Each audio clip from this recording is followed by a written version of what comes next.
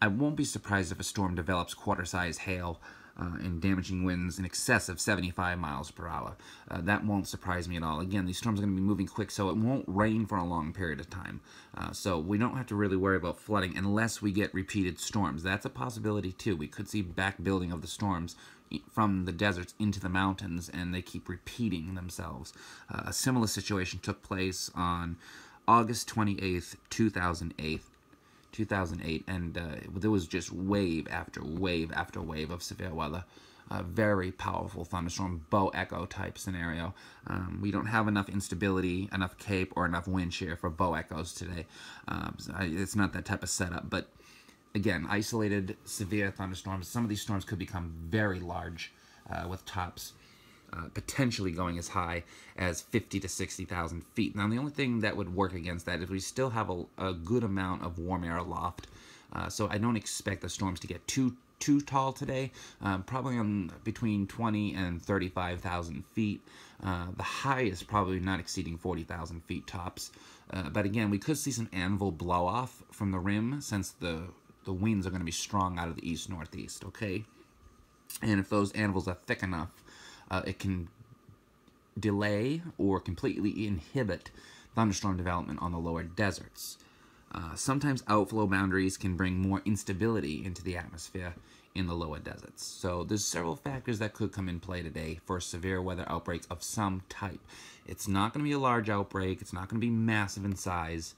But right now, the most likely area for storms to develop will most likely probably be in Pinal County, extreme eastern Maricopa County, in areas east of East Mesa.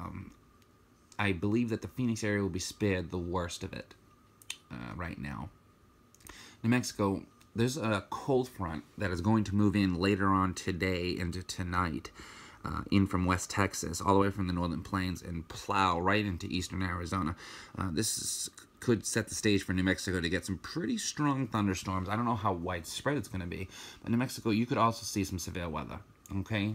And that would include large hail, damaging winds, torrential downpours, microburst, downburst type of scenario. So, we got to be careful and just keep a close eye to the sky today. Out here across the desert southwest. So monsoon season is wrapping up. It ends on September 30th, but I'll explain why in a minute. That the monsoon may linger a bit into mid-October, and tropical storm systems could be an influence into November this year. So we'll keep a very close eye on this. Now, as far as the models, we'll look at the HRR model.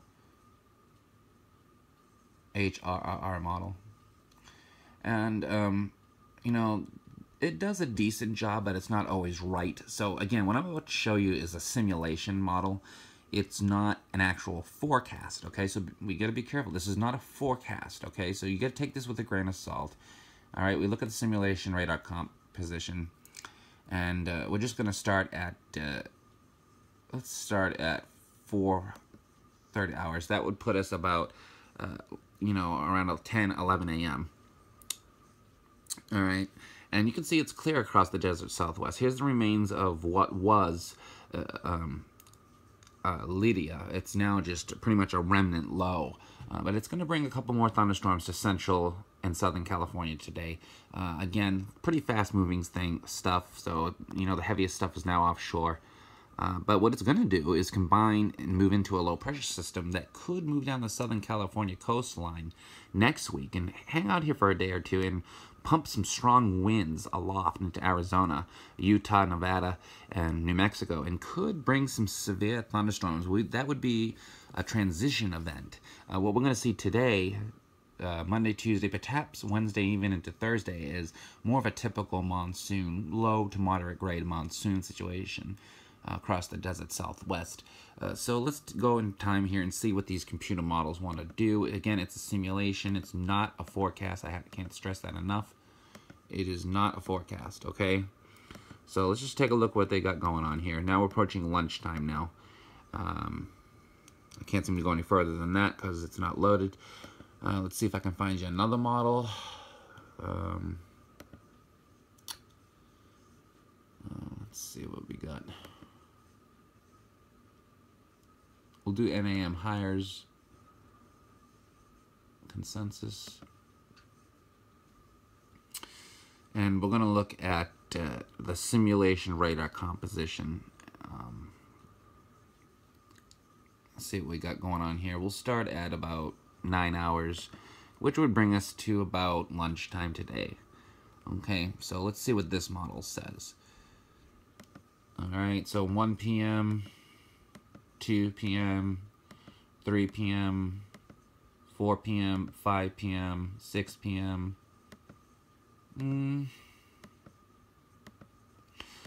Looks about maybe the first round of storms are gonna develop off the mountains.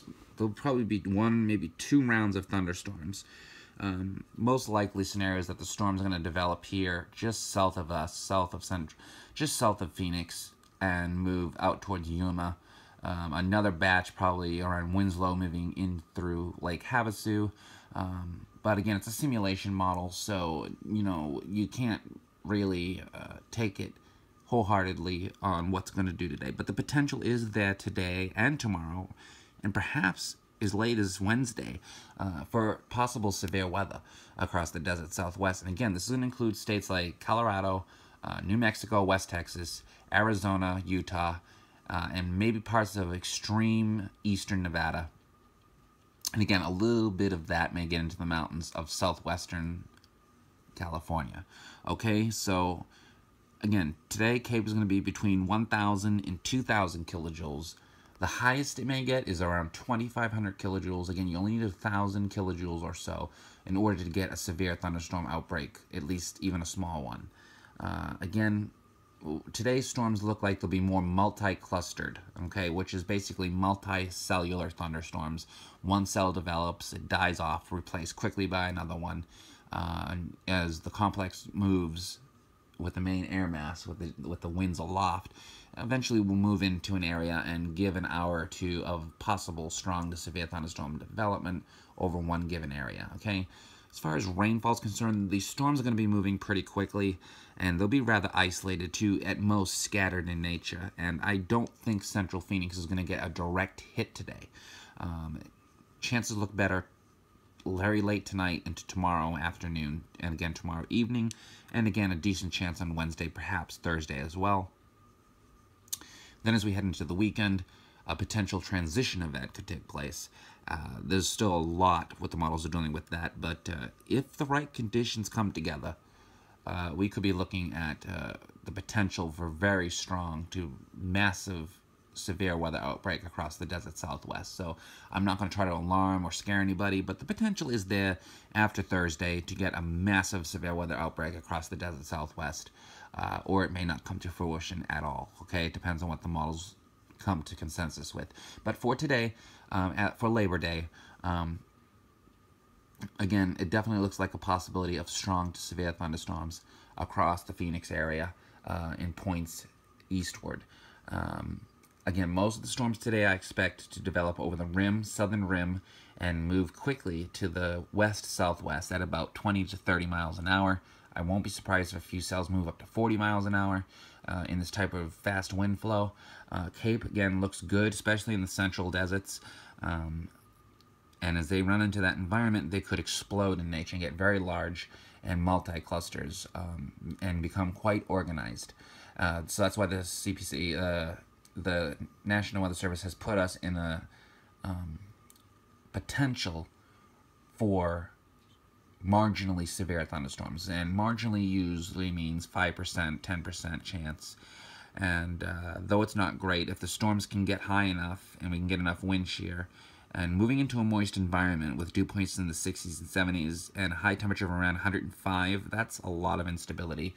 And if we have full sunshine this morning, we could definitely heat up quick enough and get an early start on the convection. So it depends on several factors. Alright, so I'll keep you guys posted. Today's threats and tomorrow's threats would include, again, but is not limited to, torrential downpours, deadly cloud-to-ground lightning, very heavy rainfall, white-out rainfall conditions, flash flooding, large hail, up to quarter size and out of some of the storms. Hail is not a big threat with this severe weather outbreak that's possible today and tomorrow. Hail is not going to be the main threat.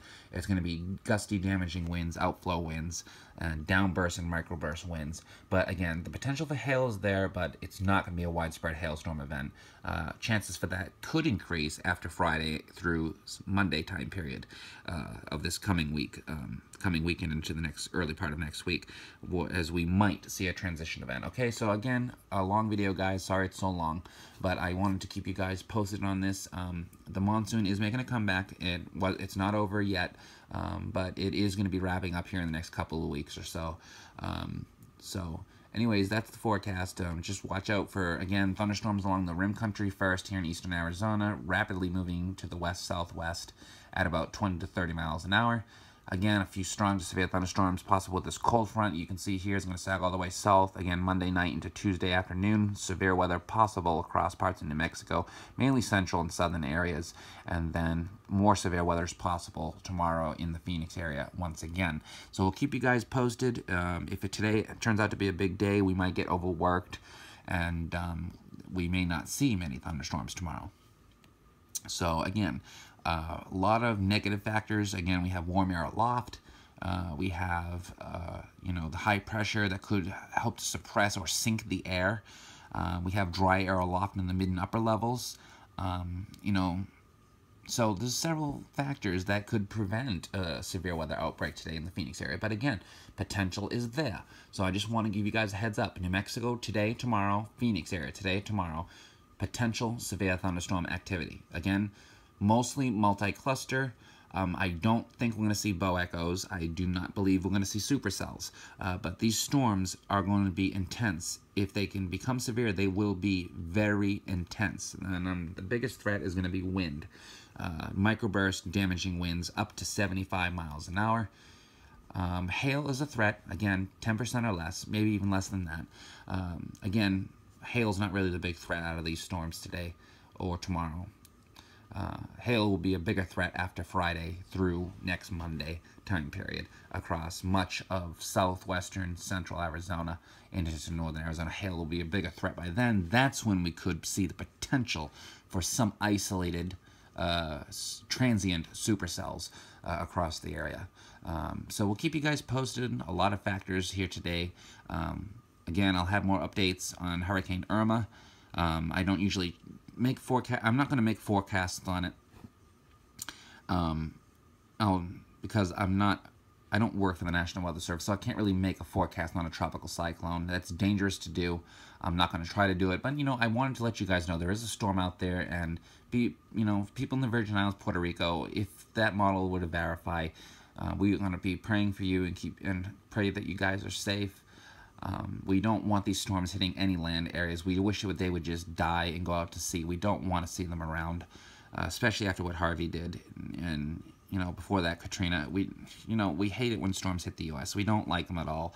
Though they're beautiful to look at in the ocean where they're not harming anybody, for the most part, we don't want them hitting land, all right? It's like tornadoes. We don't want tornadoes either. So, again, prayers are with everybody. Prayers are with you in Houston, Galveston, all of Louisiana.